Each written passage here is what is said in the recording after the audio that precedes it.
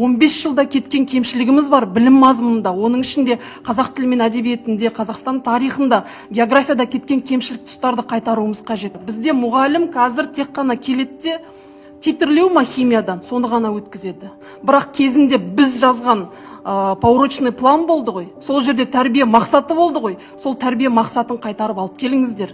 Әрбір пәнде, ол химия болсын, ол математика болсын, ол физика болсын, әрбір ұстаз өзінің тәрбие мақсатын балаға жеткізіп айтсын, содан асқан тәрбиенің қажеті жоқ. Әнге әуес, күйге құмар болып өскен бала жамандыққа бармайды.